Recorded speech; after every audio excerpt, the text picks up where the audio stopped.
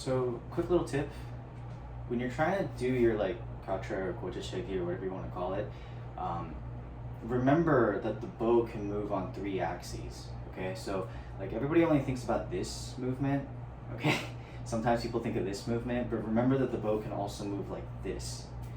So what I mean by that is when you draw the bow back, okay, and you're full draw or whatever, right? If you try to twist the bow this way as you release, you're having to move the entire mass of the arrow like this as you release, which is difficult, okay? Especially because the limbs are bent like this, okay?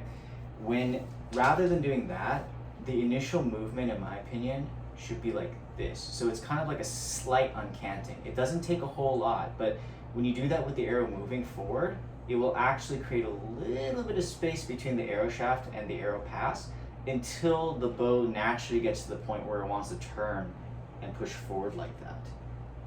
Okay? So what we're doing is we're creating clearance not only this way and this way, but we're also creating clearance like this as well. So we have space between the arrow and the bow on X, Y, Z, all 3 axes. Okay? So when done properly, like kind of what you're doing right now is almost like this kind of thing. And rather, it's more like this. So rather than being like that, it's more almost like this.